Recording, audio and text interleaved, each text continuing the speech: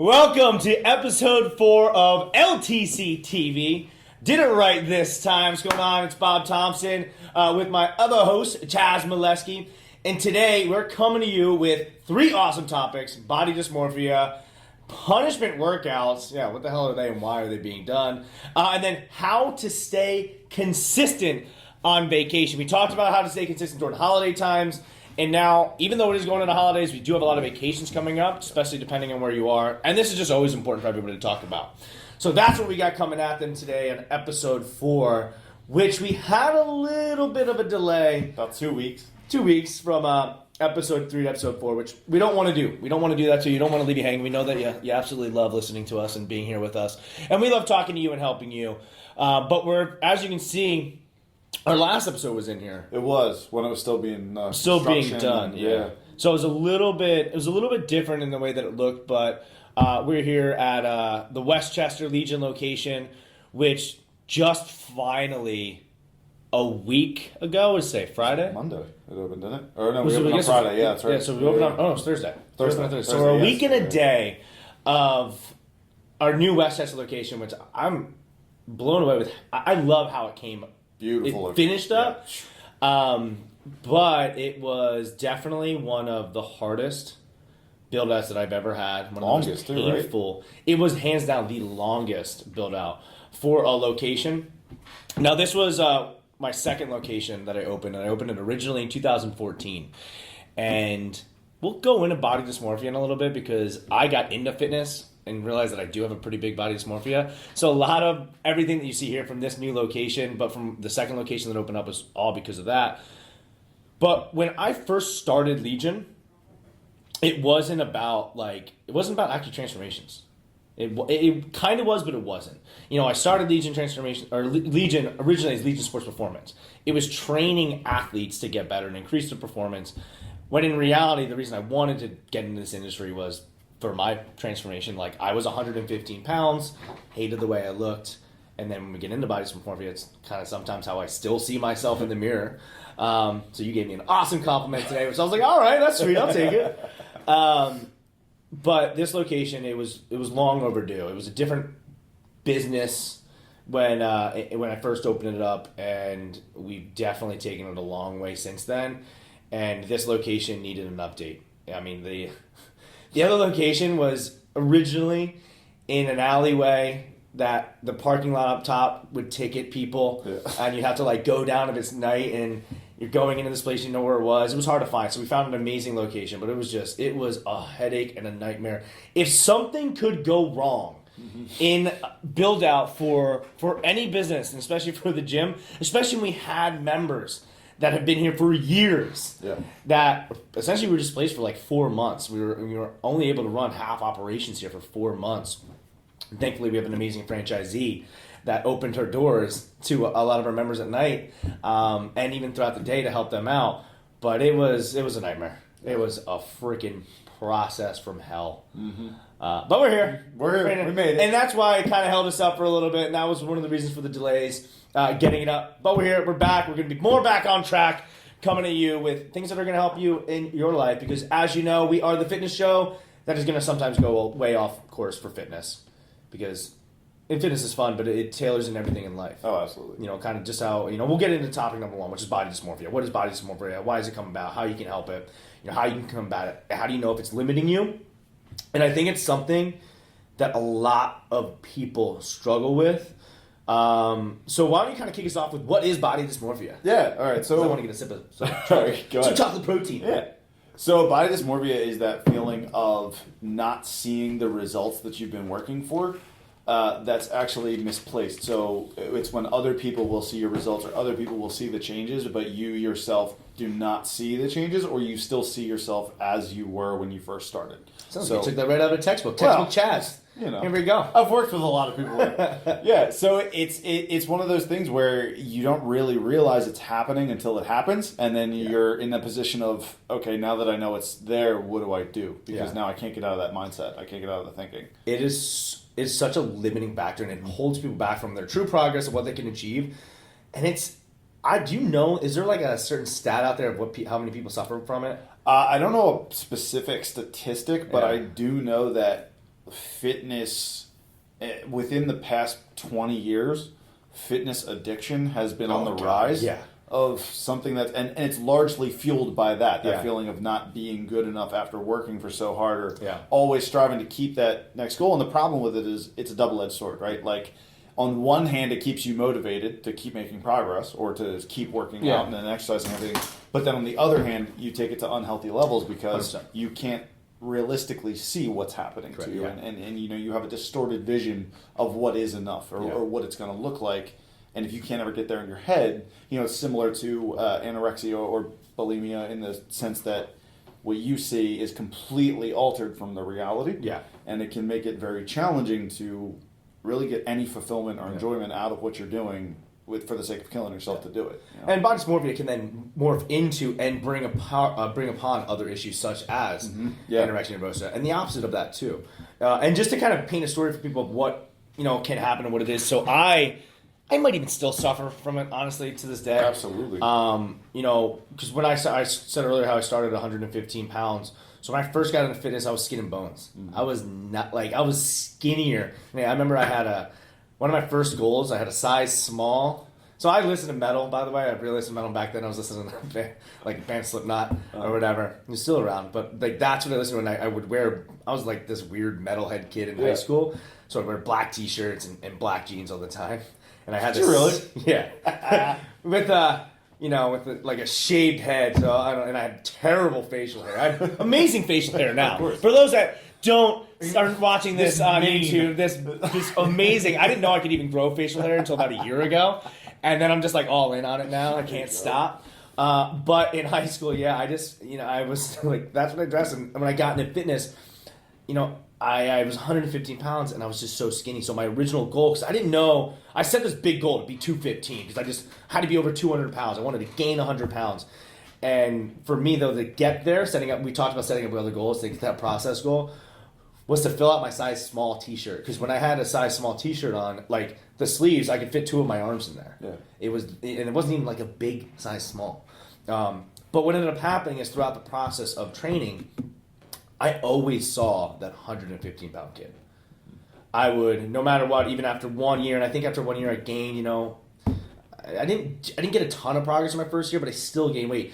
But let's say I was at 130 or 135 or something like that after my first year. I still looked like I was that 115-pound guy, and it's still, when I would set goals or I couldn't acknowledge the progress that I had made and couldn't almost be happy, which is a big part of continual progression, of kind of being grateful for the accomplishments that I had made. And I would just see the 150-pound person. And then when I was 170 pounds, and then when I graduated high school, I was like 177. And then playing rugby, like at 210, 205, I still looked and I saw that 115-pound kid that had no self-esteem and no confidence, because at the same time I still had all those same issues that were going on, and it fueled me, but it also held me back significantly, because I don't know how common it is, but I would say that a lot of people that get into fitness, especially people that compete, definitely have this. People, that's just gonna be a blatant statement, blatant statement with no supporting evidence behind it. But who cares? Well, hey, I'm not on the research thing, but I think a lot of people that do compete struggle with these things, and it's what somewhat kind of motivates those people to get there, and it's not in my opinion, the right motivation to have. Unfortunately. Well, if you think about it, it's when you hit your perceived peak, right? Yeah. Like you hit the top that you think you can actually achieve.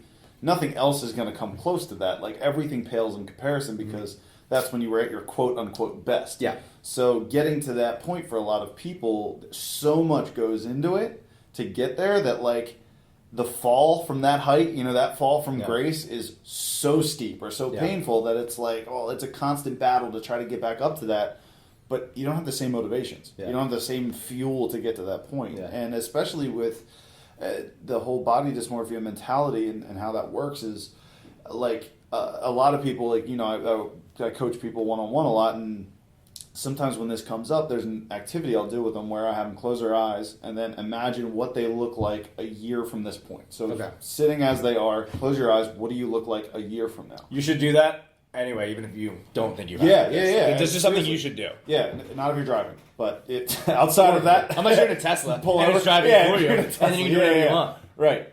But no, close your eyes. Imagine what you look like a year from this point on. If you don't perceive yourself looking any different than you do now, then it's a mental issue. It's not a capacity to do it. It's not like you can't achieve that. It's in your head. You don't believe that it's possible because you can't see it. And a lot of times when you can't see it, you start looking for that thing that's the problem, right? Mm-hmm. So like a lot of times with body dysmorphia, it's a hyper focus on two things. It's one, as you were kind of talking about when you played rugby and you weighed 210 or whatever, because I played rugby too, and I remember I was one of the bigger guys on the team, but there were guys that were bigger than me. Yeah. And it was always the guys that were bigger than me that I focused on. I didn't care about the guys that were smaller than me. Like, just outran you. They could bust right past me, but it didn't matter. Like, I focused on the guys that were bigger than me because I'm like, this guy is either superior or I got to take him down, whatever that's going to be, right? So a lot of times with that, we focus on that person that looks better than us or that person that looks the way that we think we want to look like. And no matter what we do, until we look like them, which you'll never look like them because anatomy, structure is different. Like the way they operate is different. Their metabolism could be so many things.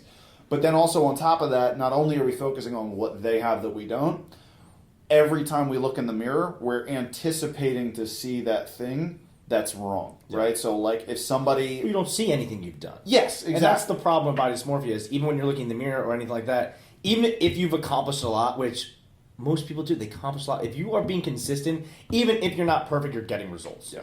You know, it's unless for some freaking reason, like your consistency is consistently eating Oreos, then, you know, and not working out, then you're not going to get these results. Yes. However, you know, if you're consistent, you're not going to see the results. And that's the problem with body dysmorphia is... Then obviously you're in your head. Yeah. But you're not seeing the progress you're making that's getting you closer to those goals. So you can't appreciate it. You can't look back and say, hey, this effort that I'm putting in is getting me somewhere. Right. Instead, you're saying, I'm the same. I just busted my ass. I went to the gym 5 days this week. You know, I nailed my nutrition with like 90% adherence. And I'm eating these foods that I don't enjoy or whatever, especially if you're new. And you're like, I don't see the progress. Yeah. So why am I doing this? Right. And that's what I personally believe the big problem with body dysmorphia is. And I think that, you know, being that we do transformations, we see that with a lot of people that come in. All the time. They don't see the progress that they make. You know, we've had people that have come down that, like, have lost 60 pounds. Yeah.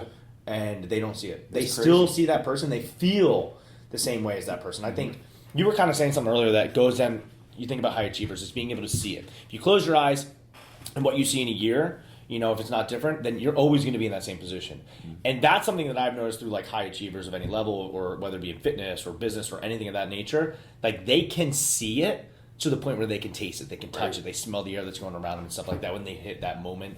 You know, it's just a matter of getting there. Mm-hmm. This is the progress, this is what I have to do in order to get there, and they see it and they can...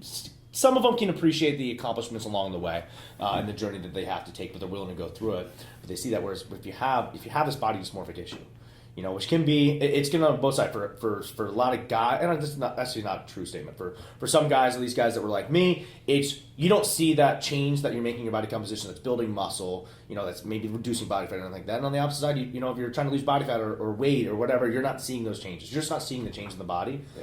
So then emotionally and mentally, you're beating yourself up. Right. And I think one of the most important things, and we've seen this with challengers that come through all the time that leave after they've lost 30, 40, 50, 60 pounds, whatever that is, that come back weighing the same they did or even more, is it's an identity issue. It's not that they can't do it. They 1,000% can do it. Yeah. But if they're always trying to stay true to that identity, if you believe yourself to be that quote-unquote fat person, which is something I always thought of when I was younger because I was a chunky kid, so like losing all that, I always thought like, just don't be fat. That was always my thought. So I'm always thinking fat, right? Like it's always in my head. So if you still consistently believe that that's who you are, you'll find a way to get back to that point. You're going to create a self-fulfilling prophecy. Absolutely. That's a super hard phrase to say. Yes. But I did it. You did. But it is exactly. You're going to create that nature that's going to become the reality. Yeah. You know, and that goes back to something we talked about before, is you are the sum of the people that you spend your time with. Yes. And the environment that you spend your time with. But also, it's what you think. Mm-hmm. You know, what you think is really, truly what you're going to manifest. I am a huge believer in that.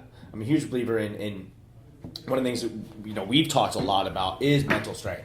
Is a lot of people spend a lot of time improving, you know, the fitness. So I think one of the ways you can start getting out of body dysmorphia, and I don't know, honestly, like I'm not a psychologist. Yeah. I don't know. You know a little bit more about the mind, than I do when it comes down to this. So I can only share what has kind of helped me. And I still suffer a little bit, I would say. But one of the things that we spend a lot of time talking about is improving our body composition, improving our physical health and everything like that. But we don't talk enough about building our mental strength. Correct. And so we're talking, hey, dedicate an hour of your day to the gym.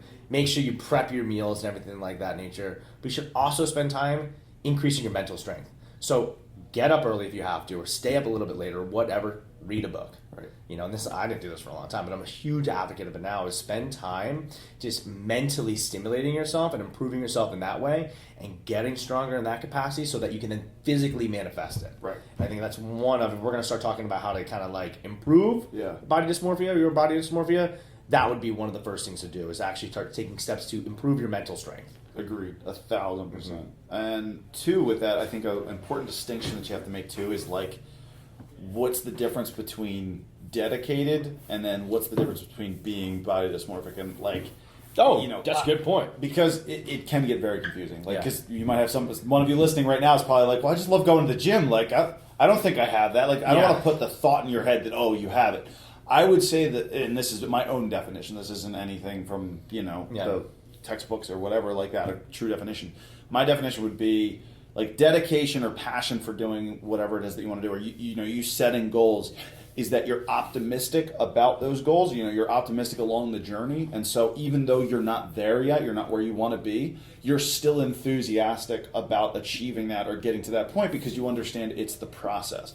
I would say you start treading the body dysmorphia waters, so to say, when it starts affecting you emotionally, negatively, in a way that's, I don't think I'll ever achieve what I want to get to, or I'll never be where I want to be. And then so you start doubling your efforts, which we'll get into our next point with the whole punishment workouts, but you start doubling your efforts or tripling your efforts and doing all of these crazy things to just try to look different or feel different.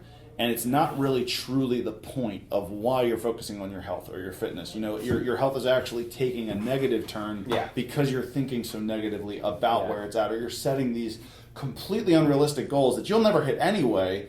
There are some people where like your max weight or the max weight you should lose should be, let's just say, like 130 pounds. This is just an example of a person, random, that is not the gold Is this a real person, Chaz? Is this a gold standard? No. Is this what I should be doing? So I gotta lose 130 pounds right now, you're telling me? No, absolutely not. What I'm saying is, let's say for an example, we have a person that the lowest they should get is 130 pounds. Okay. All right? That's the example of our person. That is the lowest they should absolutely get. They look great at 130 pounds. Their biomarkers are awesome. Cholesterol levels are great. All that type of stuff. Fantastic. But in their head, they have to get to 120. That's at their head. They've heard that 120 is the peak physical condition. They have to get there. Completely disregarding any advice given by anybody else saying, no, where you're at is excellent. Like something like that. Like when you start getting into that mentality, that's when it becomes a problem. I think also to add a distinction there is, even if they're at that 130, and I do want to circle back to like the difference between dedicated and having this kind of issue, but and you can kind of also still have both. Sure. But being at 130 at the same time, just because somebody does say it's great, so I think that it was the distinction you made of the biomarkers and your health are good, and physically that person's also happy. I think the big distinction for body dysmorphia too is they don't see that 130. Right. Yes, so they're saying I want to go to 120, but it's because when they're at 130, let's say there's somebody who lost weight, they see that person that was 100 pounds heavier. So they don't see the progress they've made. Even and that's one of the reasons why we do encourage progress photos. Yeah.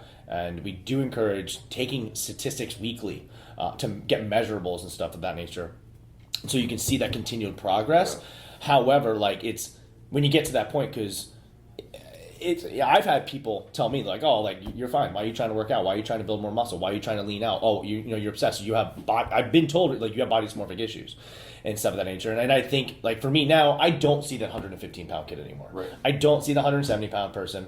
Now, and I do obviously sometimes maybe don't see as the progress I've made, but I've definitely taken strides to improve that.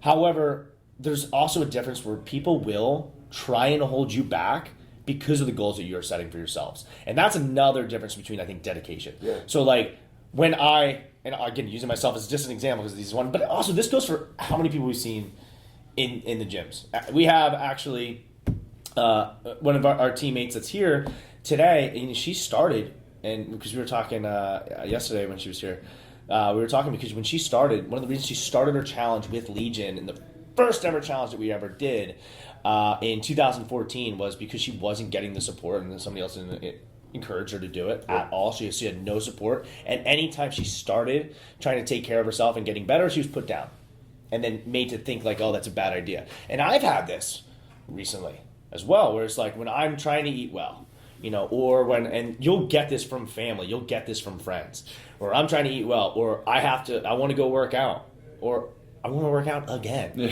or something like that, or I want to then push, I want to even get tighter on my nutrition to push my body to another level. Then you will have people that go, what are you doing? Well, you've already hit your point. You're good. Yeah. You're perfect. You don't have to get any better. That's a difference. That's a distinction. That's a kind of person that doesn't get it. Right. And I would argue they're not mentally strong enough. Correct. I would argue that that's a kind of person that you have to sometimes, when they say that stuff, you have to take it with a grain of salt, because you then will second guess yourself. What? Yeah. What's wrong with me? Why am I doing this? Right.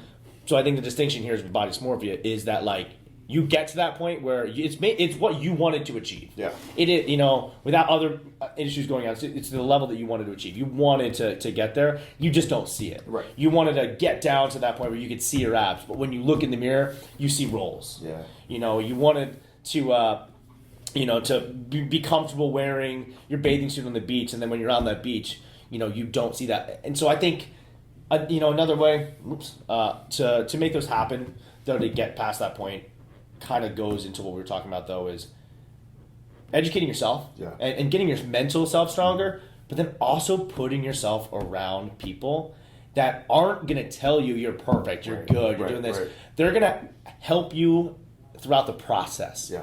And I think that's a big part is getting past this. It gets to embrace the process, embrace working out, embracing eating right, going like, hey, I didn't want to come in today, and I came in today.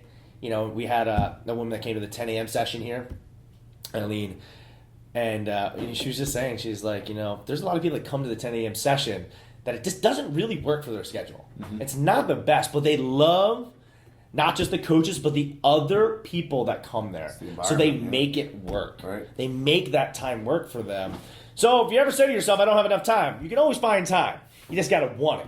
Yeah. But they encourage each other to get better, to get happier, and then make themselves happier. So having that kind of support system, I think, is definitely something that needs to be in place if this is something that you really do struggle with. Because when you don't have the support system, what ends up happening? You get in your own head. Oh, yeah. You pummel yourself. You get down, I know me, I go down a freaking rabbit hole. Right.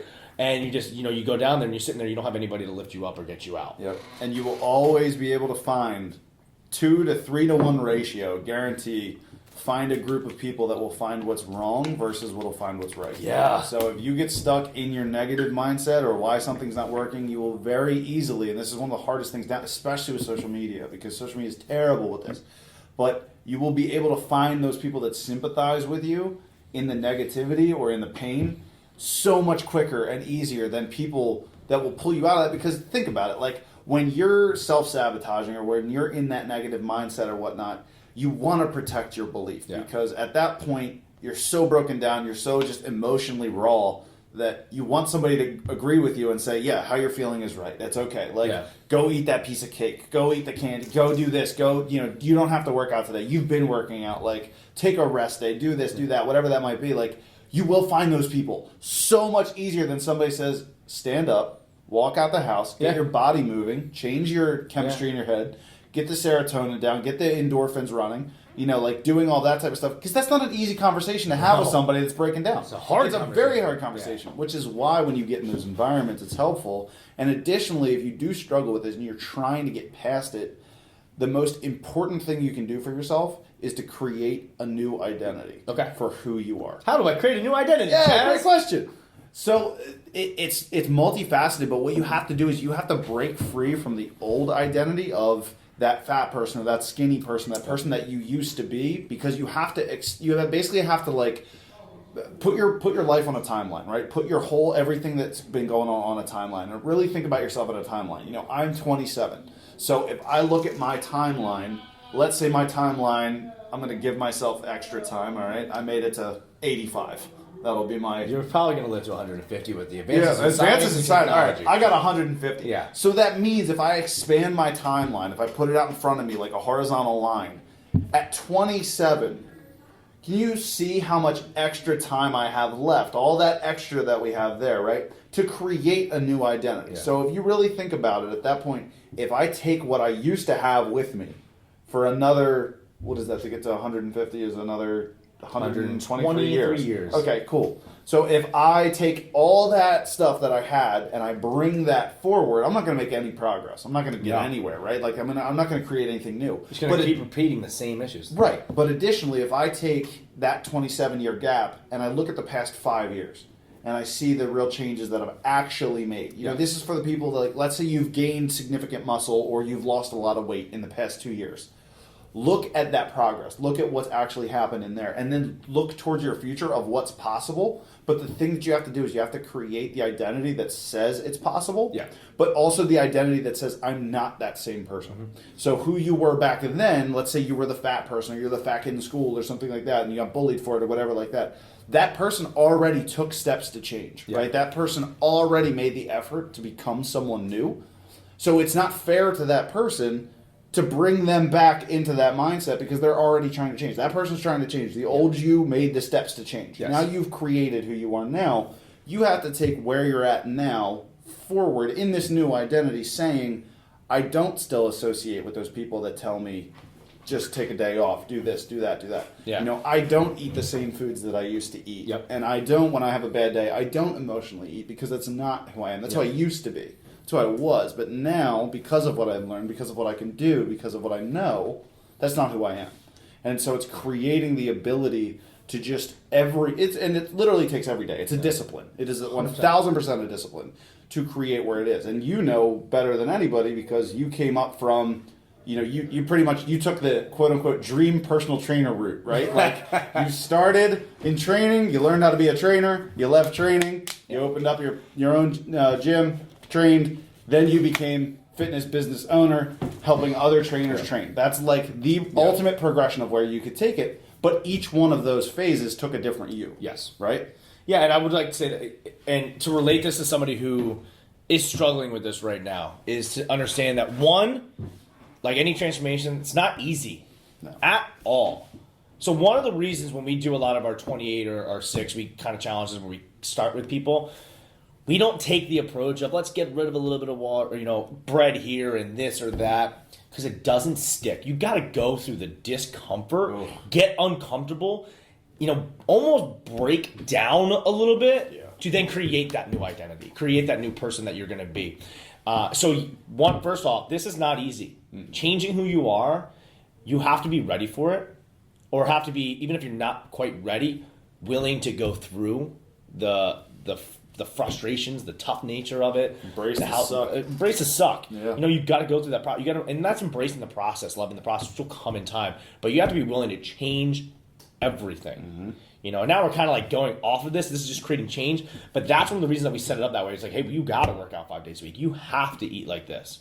You know, because we know a little bit, you're obviously not going to eat perfectly, and that's totally fine. But at the end of the day, if the advice of, just change this here or there, just do that, you know, here and there worked, then we wouldn't kind of consistently see obesity rates rising, in my opinion. Right. You know, that advice is not working because it's shitty advice. Yeah. So we have to make changes, which is going to be, hey, it's going to be hard. You got to change what you're doing. Yeah. You got to change those habits, but it's in your control. These changes are in your control. So if it's fitness, if you want to change your body, it's in your control. It can be done. And as you're talking about going and creating the new identity, a great way to do it is just look back 5 years. Are you the same person you were 5 years ago without even trying to do this? Are you that same person you were 10 years ago? You know, so I'm 32. You're 27, I'm 32. When I first opened Legion and I was that, you know, starting my own business, I was 25. I think it opened when I was 26 or something like that. I think I left the other one at 24 or 25, something of that nature. Whatever that math is, 7 years. 25. When I first opened, I am a complete... Am I a business owner now and a business owner then? Yes. Right. Am I the same business owner? Absolutely not. Do I then still see myself as that person that was that in person started? Absolutely. So that's a little bit of a... I guess you could say body dysmorphia there too in a different context. But the person that I was 5 years ago, even at 27, 2 years into owning a business, is completely different. Sure. You know, but with everything I knew of how I handled situations. So it's the same thing. Like, I don't handle situations anywhere near the same right now as I used to back then. Yeah. And that's the same thing as I think going through this process to understanding how to create that transformation and changing our body and changing the way that we see ourselves. So that's not even close, probably the technical thing. And somebody's going to correct us on this is what body dysmorphia really is, you know. And it's true. It's a true issue. It's a big issue. Yeah, absolutely. But like, so I'm not making light of it. However, like understanding that part of it is you have the ability to make those changes. Mm-hmm. You go through it, and then it's being able to see and appreciate the changes that you're making through that mental education. Because from going from creating this to what you said is that path, it was all mental training to even get there. Yeah. I was constantly mentally improving myself, and then also understanding and having the visualization of this is what's going to happen. Here's this path. This is where I want to be, and this is how I want to be. Here's the next thing. Like I have that vision set up of where I want to go and how I want to get there, and then it's seeing that person actually come to fruition. But it's just not easy. No. It's not easy, and it can be limiting, and we're going kind of all around this topic, not even super close. Because that's why we're the fitness show that doesn't always talk about fitness. Because it's all intertwined. Yes. The lessons that fitness teach us very much go over every single aspect of life.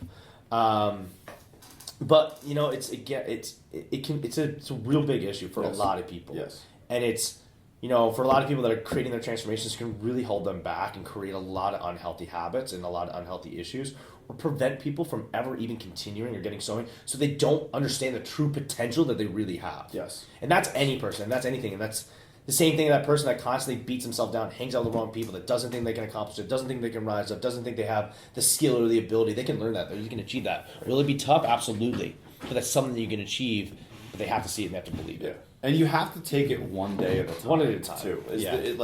Yes, have a vision for where you want to go, and maintain that vision as well as you can. But if you don't take it one day at a time, it's very easy to get caught up in all the things you quote unquote should be doing. Or, if you go to a party, a birthday party or something like that, and you eat a little poorly or something, that's just one day in the whole journey of where you're going. And that's getting into our next point of... I was going to do the segment. You stole it from me. Now you go. All right.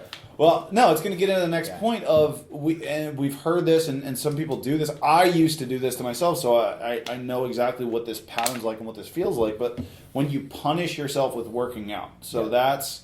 I ate poorly, so today I'm going to work out for 2 hours. To try to work off of what I did. And you'll see this with diets too. I ate really bad yesterday, so I'm going to fast for a full day today, and do whatever that is. The problem with getting to this point is that you've already started to make yourself wrong in your head.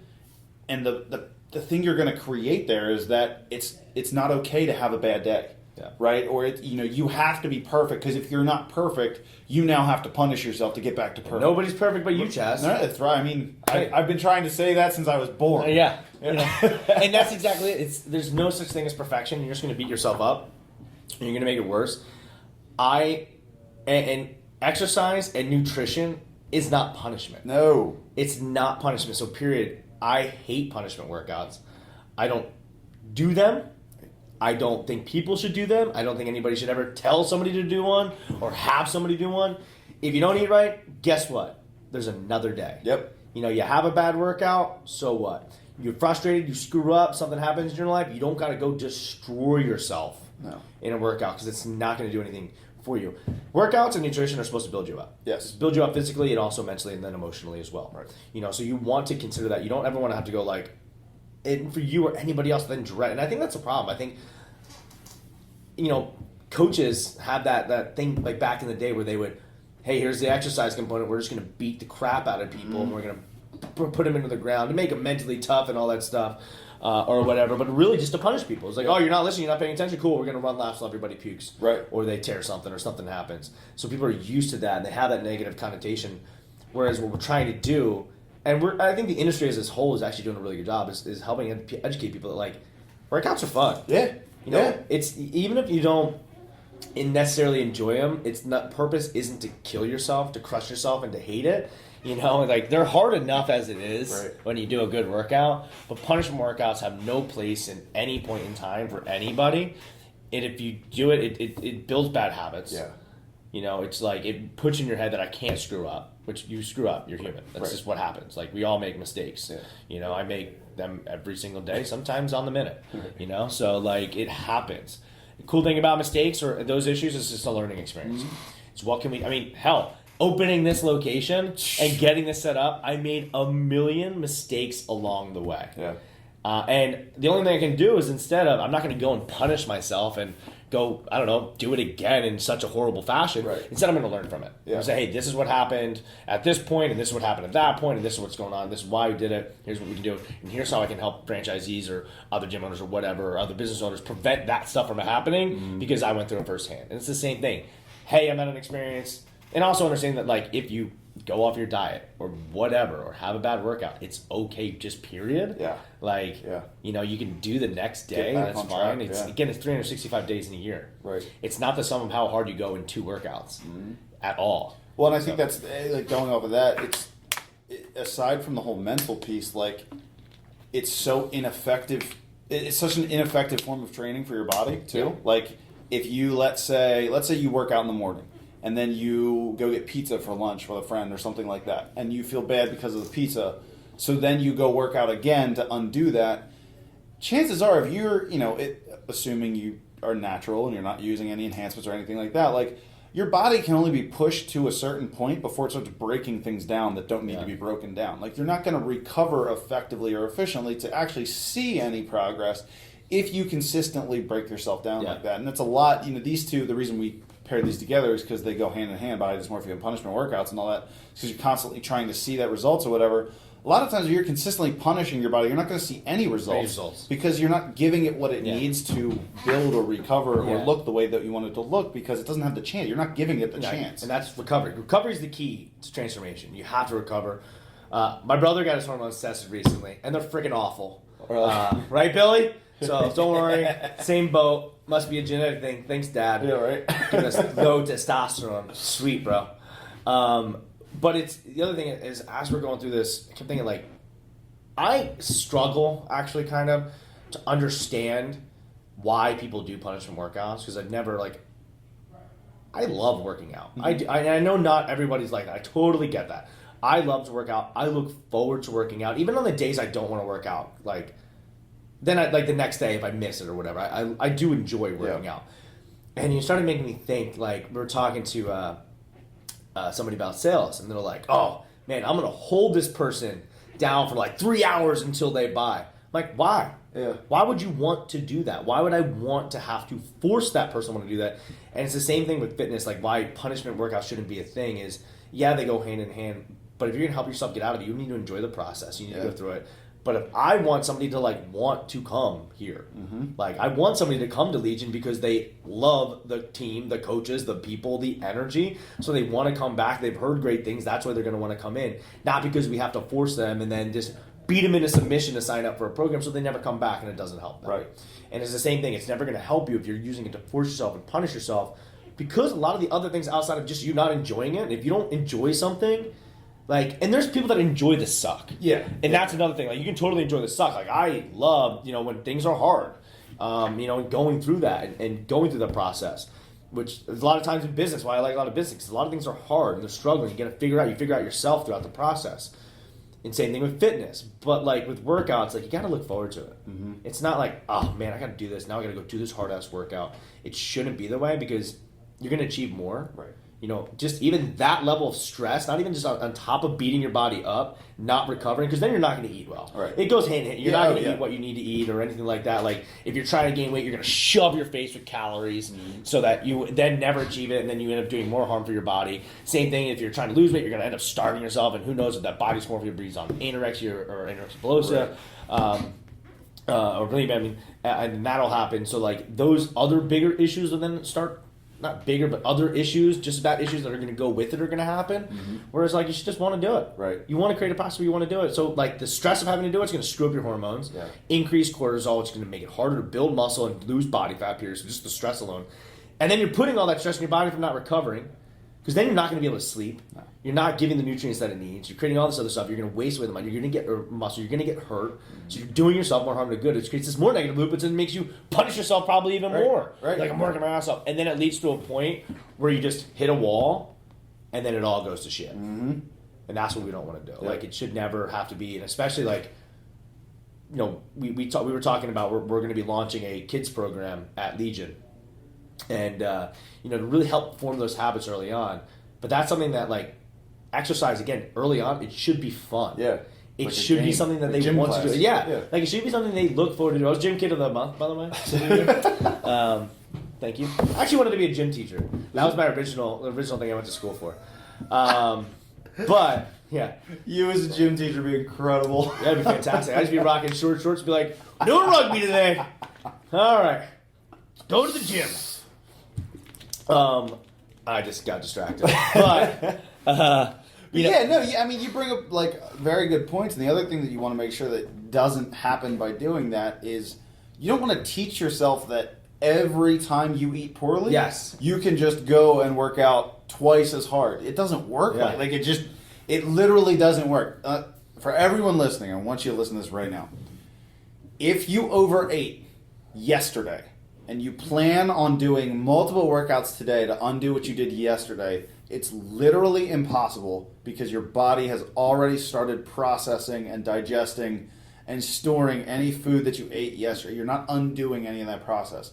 And fun fact as well, if you need to learn about digestion or anything, is that if you overeat today and an hour later you go work out, your body is still going to be digesting that food after your workout. Like, you need to understand that there's so much more at play than just, okay, I can go burn some calories, and the calories I just ate don't matter. That's why we always talk about nutrition. I thought you were talking about digestion. We should say you should take Vidifex Greens. Well, I'm just kidding. I'm not going to do that. Heard it helps with digestion.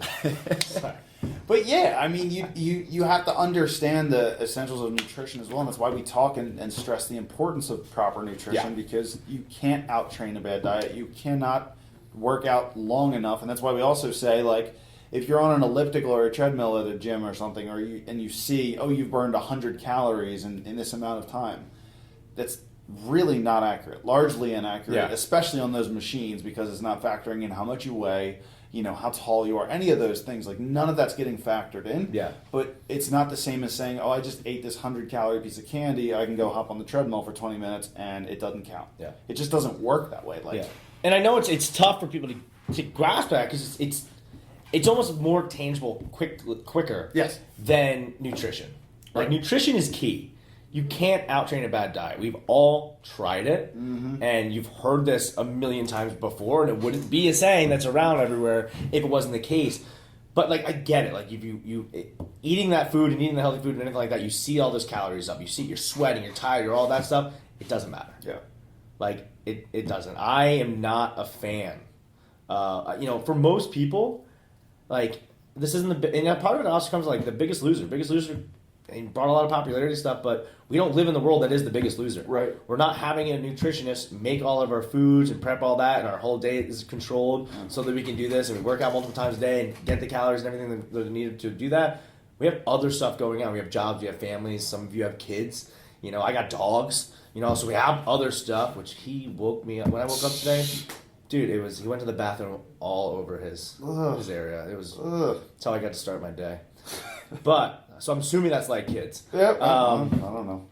But it's like there's so much more going on that really, unless you're like a professional athlete, anything like that, that just goes on double workouts, punishing workouts. Like, it doesn't matter. Like you said, you can't undo it. Just learn it to get better. Yes. But also understand that you can have that stuff. Yeah. You can have that food. It's okay. Right. It's not going to ruin you. Now, if you eat it every meal, then you just have to get mentally stronger to not do it, to not have that food. Right. That's the hard part.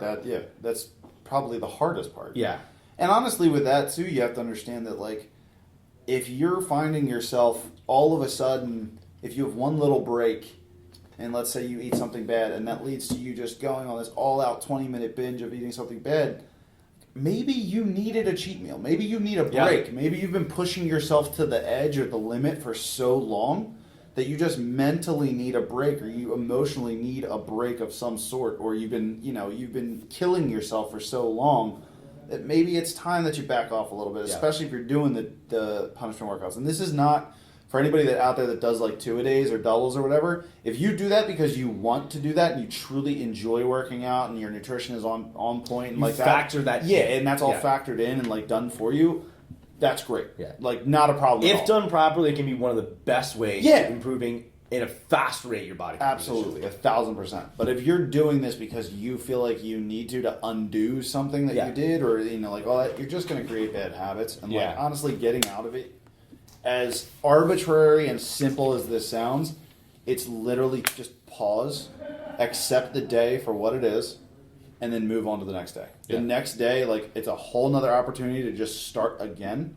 You're not one day of inefficiency or one day of bad eating, one day of a bad workout, anything like that. That's not going to put you off track. No. That's not going to derail you the way you think it is. If you hop on a scale, I promise you're going to see a gain in weight. It's because you're holding on to water. That's it. It's water. You didn't gain weight. You did not gain actual weight. Yeah. You're just retaining water. Yeah. And I'll let you segue since you wanted to segue, but we can talk about we can talk about gaining. I just wanted to segue in the last one, dude. That's it. But I like saw the segue for it, so I wanted to go for it. And I think you nailed it, though. I think, like, when it comes down to punishment workouts, it's just there's a difference between doing these workouts to try and make up for something, or because you want to put that pain on yourself because you're not happy with something, or because you're trying to get melt off that food you ate. Think about again, it's the whole. It's the sum of everything. And if you're eating, with the method of eating, 6 meals a day, or 3 meals a day, or whatever. Even if you do that, if you look at it, it's for over the whole course of a year. If you have 3 meals a day for 365 days, you screw up a handful of them, you're totally fine. Yeah. You don't have to beat yourself up over it. And it's not the same as doing those 2 days. Right.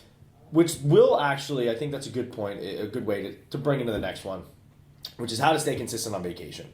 Because some people will also pre and post kind of like do this super hardcore method, almost punch themselves either before or after, and not realize. And I think this also kind of goes like, on vacation, I look forward to working out. Yeah.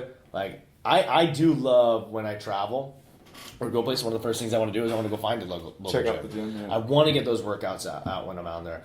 But I know it's a little different than a lot of people. Mm-hmm. That's me. I'm a little different in that sense where I like that change of scenery to kind of like spice it up. But people have, like they go off the rails, on vacation. So the trick is just staying the same, to understanding that it's the same stuff has to go on. You're just in a different environment. Yeah. So how can you stay consistent on vacation? Is to treat it, in my opinion, just like another day. Mm-hmm. Now, you can give yourself a little bit more freedom. That's totally cool. Some people use that vacation as that motivation to stay on track, and they need that dust period where they can kind of take a little bit of a mental break, which we definitely need to go over cheat meals at some point. Yeah. Because, like, cheat meals are one of the best ways for you to stay consistent, enjoy the foods that you like, still get amazing results. And it's mentally and physically important. But, like, with vacation, you got to keep that same mindset. Yeah. You got to go into it thinking the same thing. Like, hey, it's not sweet. I get a week off from having to do anything. Mm-hmm. It's still like, what are you working out for? What are you eating right for? It's got to be something bigger, so it makes it a lot easier when you're away. Yeah. And, like, I heard an expression a while ago. I'm going to butcher the saying because I don't remember exactly what it was. But it was something to the extent of most people don't go on vacation for vacation. They go on it for distraction.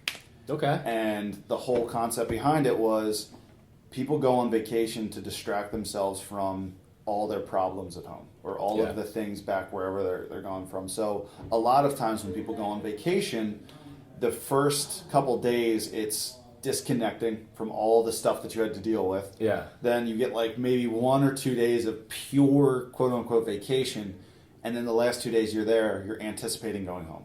Yeah. And so, like, when you're on vacation, you're not really on vacation. You're trying to avoid being back in that mindset or whatever that is. So a lot of times when people blow their diets or just go off the rails on vacation, it's because that's being healthy and doing all that. That's part of that life that they're leaving for a week. Yeah. That's that mentality of like, well, I don't have to be rigid. I don't have to be strict. I don't have to be anything here. But I can just let it all go for a week because I don't have to think. I don't have to be stressed about it. And it doesn't have to be a stressful thing. Like, it's entirely possible, and it's a choice to find healthy options on vacation. Yeah. Or healthier options. Yeah. And that's one of the things is like, I'm of a slightly different mindset when I go on vacation. I like to enjoy myself. I like to just understand that, like, I'm not going to be perfect this week, and it's totally cool because Yeah. when I get back, I can get back on track. I got a whole year. I'll figure it out. Yeah. But, like, I don't want to ruin my vacation by trying to stay so strict that I stress myself out trying to find, like, baked chicken. Yeah. You know, like, if I have to eat some wings here or there, I'll do it. But I'm not going to go so off the rails. It's like, well, I'm on vacation, so for 7 days, I'm going to eat everything in sight. Yeah. Because when I get home, I can't have any of it. Yeah. You know, that's where like the vacation weight really packs on because you're not even trying at that point. I mean, hey, I've gone on vacation where I have gained 15 pounds. Yeah, right. Yeah. So exactly. And the cool thing is understanding, and I was okay with it. Too. I mean, obviously I went a little over. Yeah. But I knew it was going to come right off. Right. And it's not that real weight. A lot of it's bloat. A lot of it like is just from traveling, your body adjusting, you know, just food you're eating, drinks, stuff like that. But I also look at it as I'm not as strict when I'm away. Sure. You know, there are some people that I know that are strict and they're on point and great for them. You know, and I think it depends on the time of year. You know, a lot of times, you know, for a lot of people it is a distraction. That's totally cool. But you can be smart about it. Yeah. You know, it doesn't mean you have to, like, instead of having the big chicken, you were still having chicken. Right. You know, right, so right. again, the basis of it, you're still looking, hey, is this good protein? You know, instead of doing having maybe fried every here and there, but like still, is this a healthier option? Yeah. You know, is this going to taste good? Is this okay? Can I be lenient? Yeah, that's totally fine. Getting back on track. Maybe I'm not working out as much. If I do 5 days a week, maybe I only do 2 or 3.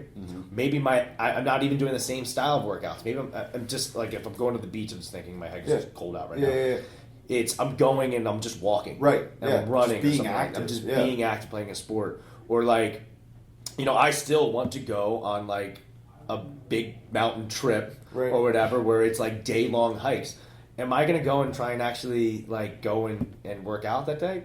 Hell no. Right, yeah. Like yeah. that's going to be the exercise I'm doing. It's a different type of workout. So it would be a vacation for me. You know, different goal. I'm going to be eating a little bit differently, obviously, throughout that process. But I'm not going to be worrying about it. I'm not being stressed. But I'm still being smart. I'm going to make smart food choices. I'm still going to be active of some nature. Yeah. And that's when people go on vacation, they got to think, it's okay. Right. It's not like, again, we're not, most people, unless you're like a bodybuilder or a figure competitor, something of that nature, professional athlete, which is not the people that we see. Yeah. Those are the people that are coming into Legion. And that's not me. It's not you. Right. So, like, the majority of people aren't that. So, obviously, our mindset's going to be different. Yeah. You know, if you're traveling, I have traveled with people that have packed their food because they're, like, close to competition. And I'm like, actually, that looks pretty good. Right. But, like, I'm like, all right, I'm going to go to the store and I'll just get okay options. I'll Yeah, go to yeah. Chipotle and I'll eat at Chipotle. Right. You know, I'll figure that out and I'll be okay on point. I'm not trying to, like, nail everything down. But it also comes down to having an understanding. Yeah. Why am I doing this? What is the bigger picture for me? Right. And you made a great point with the activity portion of it is if you guys are going on vacation or you're going somewhere, get out, explore something. Go look at something. Like if you're going on vacation to just sit down, you can do that at home. And I know that some people's idea of vacation is to do that. And like you go and you just want to lay on a beach for a whole week and everything. If that's your thing, okay, cool. No worries. Yeah. But honestly, like you can make your whole vacation active by just seeing new things or going on a hike. It doesn't have to be an aggressive hike. Yeah. But like you have no idea what that's also going to do for your mind. Oh, or yeah. just like your stress release. Yeah. Like just being able to experience different cultures or different things or anything like to that extent. Or even if you want to be alone, go for a hike alone. Go somewhere alone, like on your own on vacation or walk the beach alone. Yeah. Man, that time with yourself, that meditative time with yourself that might solve all your issues right there. Like that might help you out beyond belief. You know? I don't think enough people do that. Period. No. Like, and that's, so maybe take a little segue, do your own little mini vacation at home for yourself.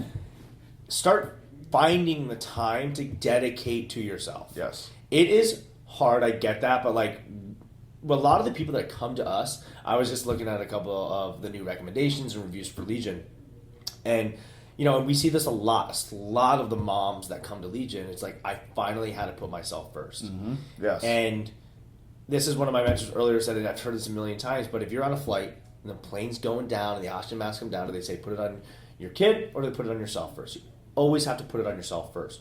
So you have to do that. You have to take care of yourself. And I think that for a lot of people, having that time, like you said, just to with them in their thoughts is another thing that they should do. Right. You know, they could do that. They could spend 15, 20 minutes doing that, do a little bit of reading, and I know it's like, I don't have the time. You'll have the time for it. And then when you understand what it can do for you, you're going to find that time. Like, it's something that is, I think, because I thought it was stupid for a long period of time. Yeah. I was like, this is freaking stupid. I'm not doing that. I'm going to try and just work. If I'm up, I'm working. Right, I'm doing something.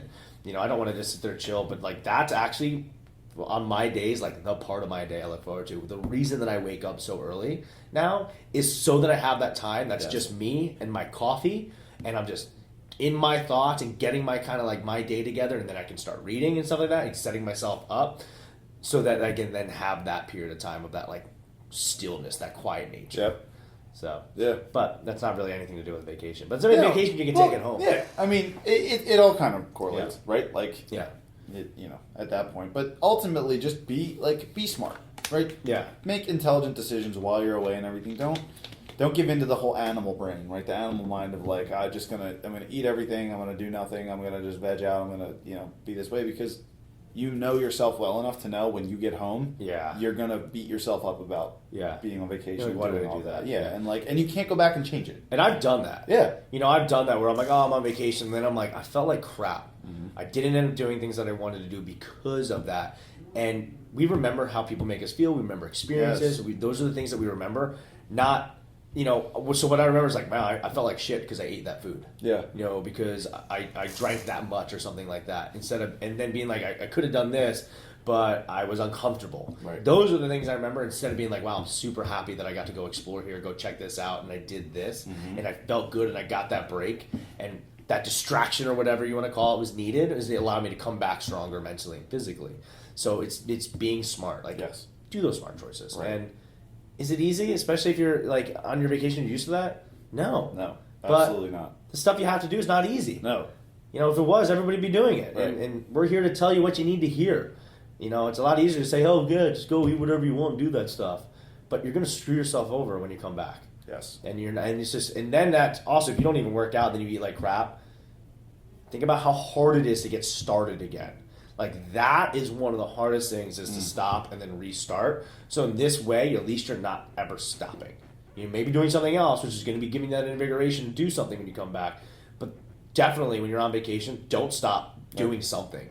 Be active of some nature, whether it's finding a gym. Like, I love to go find a gym, experience new things that I can then learn and take back from it, and being active that way. But then also being active in whatever the environment that I'm in, but also being conscious with the food. Yes. Just make good food choices. If it's, be okay with being lenient on, hey, it's still chicken. Right. Right. It's still, potatoes or whatever. It's rice. Thinking about that 80-20 rule. 80% of the time, or 80% of whatever I'm eating is probably pretty good. And then when I get back, I can really dial it in. Yeah. Because I'm going to need that mental break to then be able to go and give it 100% when I get back anyway. Correct. So, got anything to add to that, bud? Yeah. No. You nailed it. All right, so with that today, thank you so much for coming on episode 4 of LTCTV and podcast. We would love it if you would share this. We want to be able to help as many people as possible. So please share, and then comment below if anything today has really resonated with you. Because today we covered body dysmorphia. That's a big topic. It's a big issue. That's something a lot of us struggle with. And there are ways to help with that.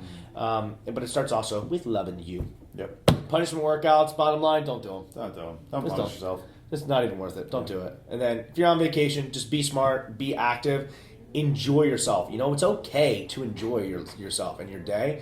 So with that, that's what we had today with episode 4. We'll be coming with you with episode 5 soon. And be consistent. We'd love for you to share it. We'd love your feedback. And thank you so much for listening and being here. Catch you later. Later, guys.